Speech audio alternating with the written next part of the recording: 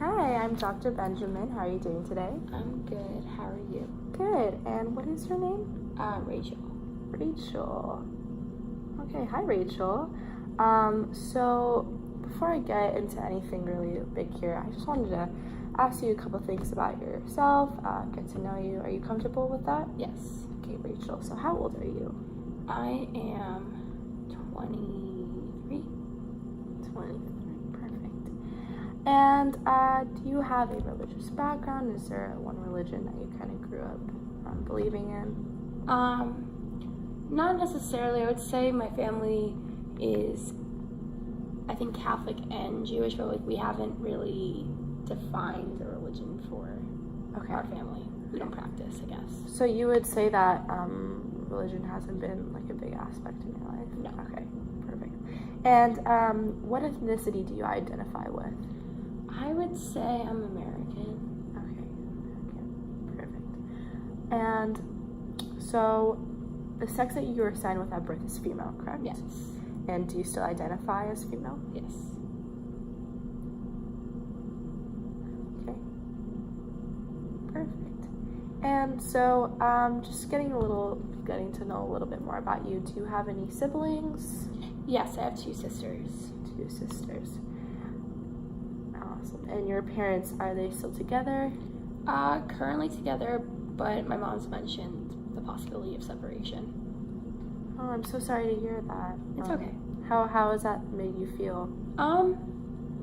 Makes me nervous, but I guess I'll have to talk more about them and see if they're very serious, but I'm trying not to think about it in a negative way yet until it actually happens. Okay, well, we'll touch more on that later on in our session. And so education. So I went to college for psychology. And how was that? It was good, but it was more just like to get through college. It wasn't a passion of mine, I would say. Okay. And your current work situation right now?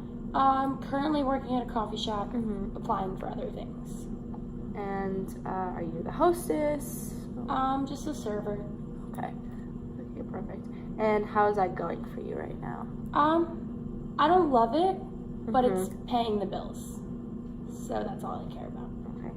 And what don't you love about that? It's very mundane, very boring, not something I'm passionate about, and I've gotten feedback that I'm not the best at it, but in a more comical way. It wasn't like hurtful to me. I know I'm not the best waitress.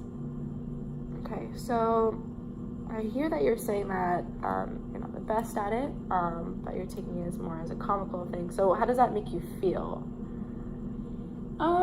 It frustrates me because I know it's not something I want to stay in for a while, but I still like to be my best, and also it's hard because it's not a high-paying job either, so I'm getting paid less to do boring work. So I think it's more that I am not trying that hard because I don't really care about the job as much as I would the job I'm actually passionate about.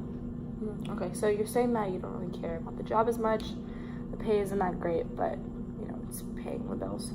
Ideally, where would you like to see yourself? What job would you like to have currently? That's hard. I've been struggling with like what I've been passionate about. I would say my hobbies have been, my whole life my family's been supporting me and they're in good standing socioeconomically. So I've been like shopping and hanging out with friends. I feel like I could be good at something to do with clothing. I just can't decide how I want to apply that to my life. So you've never really had any experience in like working in like a clothing store or like anything that has to do with like shopping or? No, I haven't really had much work experience at all, just because I've gone from my parents' house to college. And so is this your first job? Yes. Oh, okay.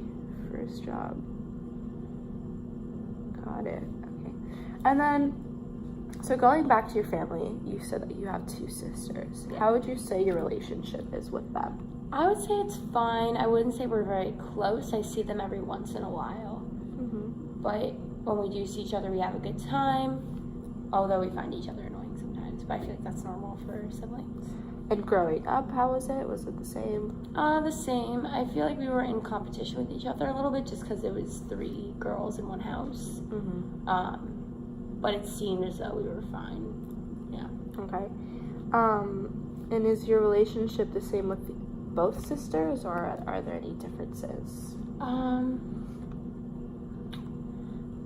Maybe a little bit. My younger sister, I think I baby a little bit more. I'm a little bit more hesitant on having her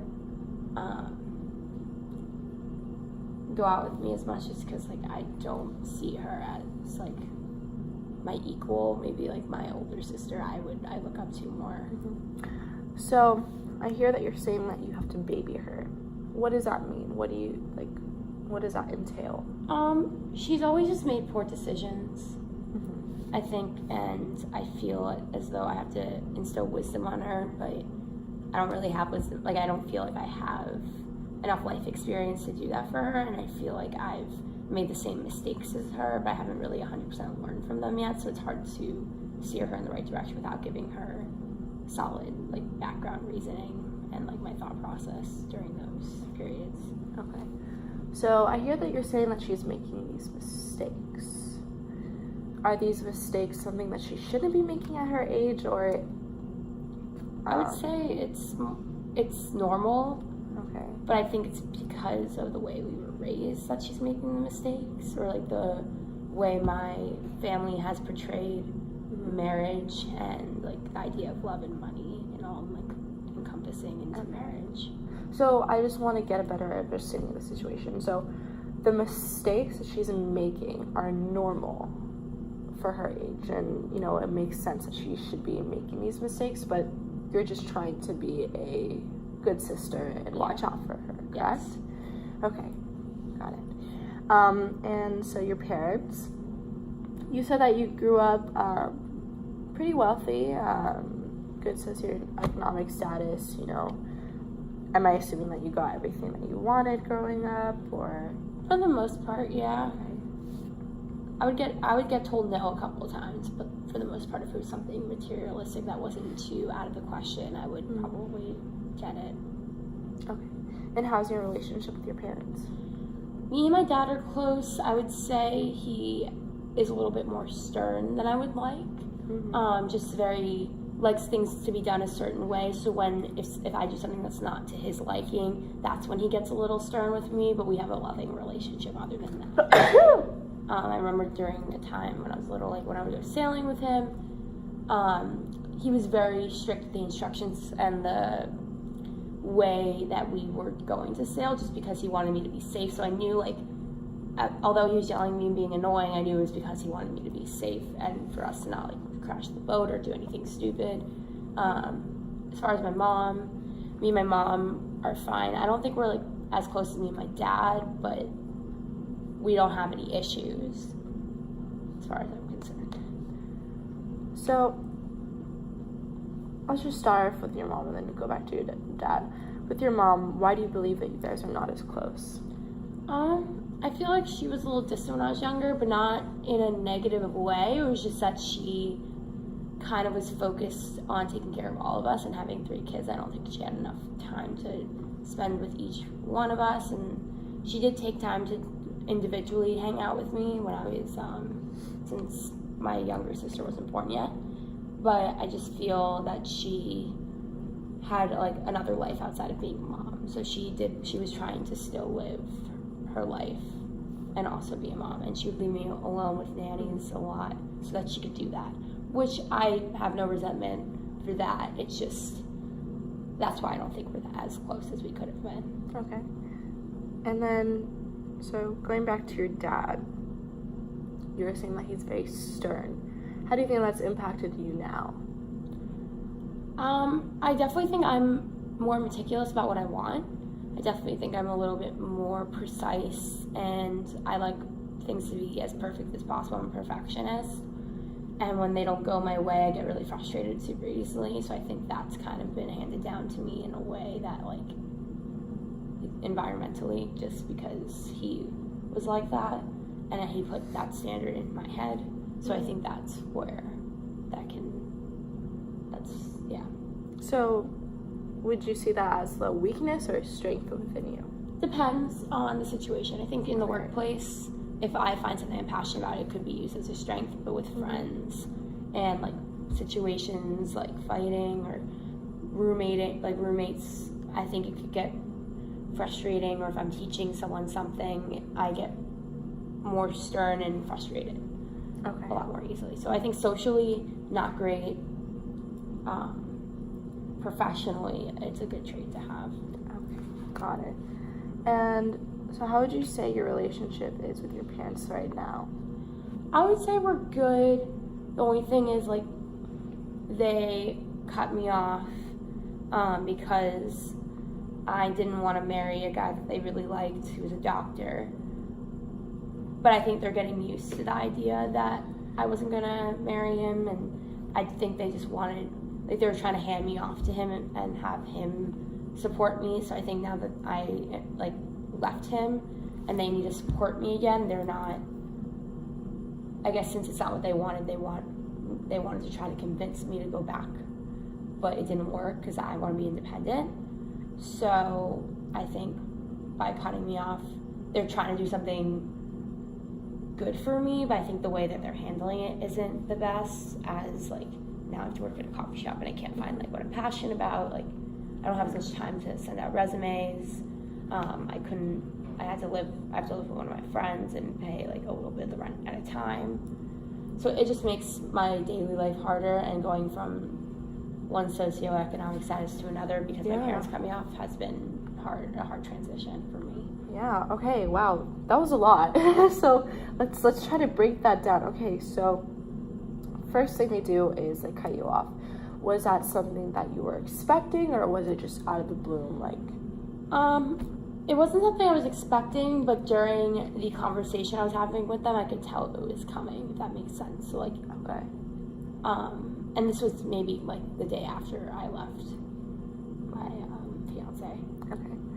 And the initial day that they cut you off, and then once you had that realization that they were no longer going to be providing for you, how did that make you feel? I was very nervous. Luckily, I had ran into a friend from high school, Monica, and a bunch of her friends, and they were very, at first I could tell they were very apprehensive and very nervous for me, but they helped me understand why this could be a good transition for me to be on my own, because I can make my own choices. Because I feel like if I'm financially supported by my parents or a husband, I wouldn't be able to do what I want with my life. So that when they started framing it that way, it calmed me down a bit. But actually, like, my friends made me cut up my dad's credit cards because I would use them behind their backs. Oh, wow. So cutting Would you say that's a supportive yeah, thing that they did? I would say so. It was a little hard at first just because, like, they cut me off, but they didn't really cut me off because I had their credit cards. But I think, like, making myself cut myself off was a lot more therapeutic for me, just because it was like, I'm making this choice now versus them taking something away from me. I'm relieving their power over me, I guess. Okay. So I hear that you have a new relationship with Monica as well as these other friends. Do you think that you would have had a harder time getting through your parents cutting you off if you didn't have them supporting you? Yes, I would definitely say because I randomly ran into the coffee shop I'm working in now, like, coming from, like, my wedding, like, I ran out on my wedding. If I didn't find them there at the coffee shop, I don't think I would have handled the situation as well. When I ran there, I knew Monica hung out there, but I wasn't sure if she was going to be there. I didn't know her friends. The only person I really knew in that group was Chandler, who was her brother's roommate in college, so I had met him a couple times. And then Ross, her brother, is the only other person I knew in that friend group. But you wouldn't say that you knew them very well. I used to, but I hadn't seen them in a while. Okay. And so I hear that you left your husband. Yes. I mean, your future husband. Which I will want to get into later. But what made you decide to go to Monica? Why did you feel like Monica was the right person to go to if you hadn't seen her, talked to her in years? Because she was from home, so she understands how Long Island kind of works and how parents from there and people my friends from there would have viewed the situation.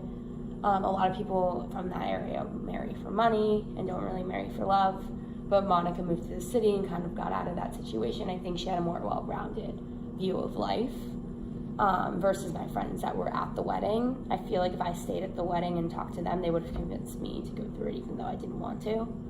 And the pressures from my parents and from the society there would have been a lot. So escaping to the city to see her, I think, was the best thing for me to do. Okay. And so, out of that situation, having to leave, what's his name? Barry.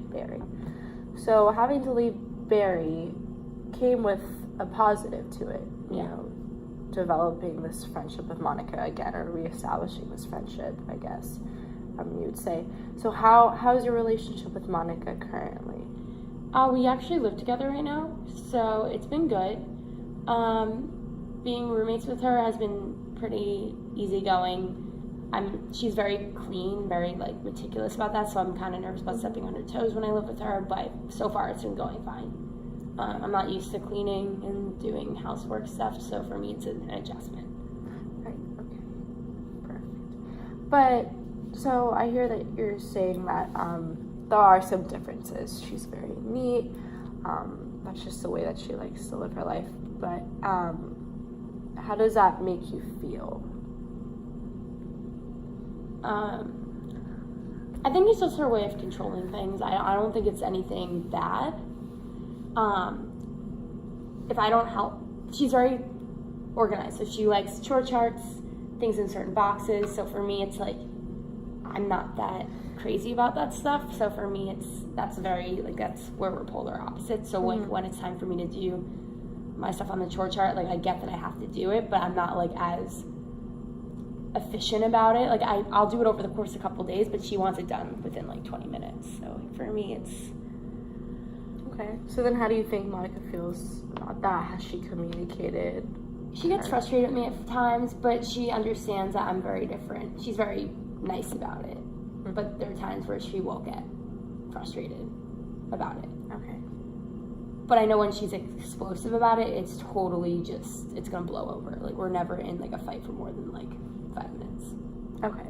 And it's not very often that she gets that way. It's more of a passive aggressive dig.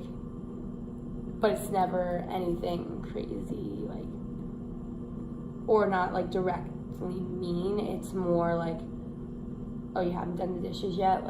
That doesn't surprise me, which will kind of get me to do it. And then she'll be very happy and be thank you so much for doing that. I really appreciate it. I'm happy that you did it more this way. And are you okay with these passive remarks? It doesn't happen often. It happens every once in a while, and I really try to stay on top of cleaning. But no, honestly, they don't bother me. I think if anything, it's helped me stay on track because I'm very unorganized and she's very organized. So I feel she brings me more towards the organized side, and I think I need that. So you wouldn't want her to have any other way of communicating that to you? For instance, hey, I would appreciate it if you would do the dishes. You don't mind having those passive remarks? No, because they interchange with nice comments like that versus okay. So it's not very often. It's if she's asked me a couple times and I haven't done it, because sometimes my mind goes other places. I'm very ditzy and I just don't always think about that stuff as a priority. For me right now, I'm still thinking about my job and yeah. So what I believe I'm hearing is that you don't mind these passive remarks because at the end of the day, she's helping you. Yeah. Right? Yeah. Okay. Got it. And then, so I know that we might not have a lot of time today to really get into the details of everything, but you mentioned Barry and that you were engaged to him and that you're supposed to marry him. So I kind of want to touch on that because I definitely think that's very important. first question I have for you is, what made you decide that you don't want to marry Barry? I didn't actually love him. It was more of like the societal pressure that he was a doctor and that he had a lot of money. Okay. Not to sound condescending, but I just want to know, why did it take you until getting married to realize that? Why didn't you try to leave the situation earlier? I think because I got caught up in the lust of like the idea of a wedding, but not like the actual marrying Barry part. Like the planning of a wedding, the ring, the party. My parents were very happy. My friends were like awing over me for like finding this amazing like doctor husband. I think that kind of blinded me to the fact that I didn't love him. And then once I was ready to walk down the aisle, I knew I didn't, and that's what made me run out. Like the party and everything didn't really matter anymore. Okay. So what I'm hearing is that you didn't feel romantic love towards him. But did you have loving feelings for him? Did you... I still care about him. I just think it was more in a way of a friendship. Like if we were friends, I think we would be fine. So what do you think was missing? Why do you think that you're incapable of loving him? There just wasn't that much passion, I would say. It didn't seem like he was in love with me either. It just felt like I was a prize, or more like something to show off, but not like in the way that I'd wanted to be showed off. Like he showed me off because I was from a certain family and had certain qualities, but not because of like all the amazing things I've been doing. Not that I've been doing anything like crazy amazing. It was just more of like a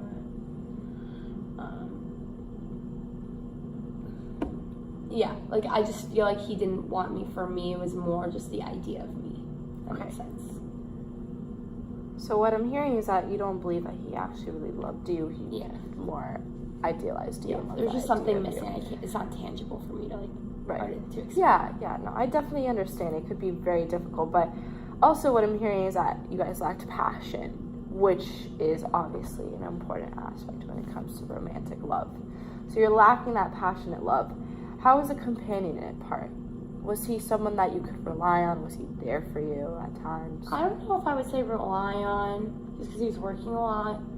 I would say he was a good companion as a friend, but I don't think he understood when I was upset. I think he was he wouldn't take the time to understand why I was upset. He would just kind of like brush it off and be like, it's gonna be fine, like, don't worry about it. Or like he'll brush off my feelings and not take them into account. So what I'm hearing is that he would just kind of brush off your feelings. How would that make you feel at the moment? Well, right now it wouldn't bother me because I'm really not like that invested in that relationship anymore, but I guess... Sorry, I meant like at the moment that it was occurring. How did it make you feel? It just made me not feel listened to. I just didn't feel like he was understanding me, and if like he wasn't going to understand me, like then I have to talk to someone else about it, and I feel like the first person you should be going to for any problem is like your husband. So for me, if he's not understanding me, how can anyone else understand me? Or maybe he just wasn't the right person. Right, yeah. And I could definitely see how all these things kind of built up to you realizing that you didn't want to leave with him. It's very understandable, just not having so many aspects of a romantic, loving relationship. And I could definitely understand that, where you're coming from. But Rachel, we are actually out of time, but we definitely have gotten some really good information from this session, and I really look forward to having our next session and really trying to like get more details about like Barry and Monica and other aspects of your life. But thank you so much for coming in today. Thank you.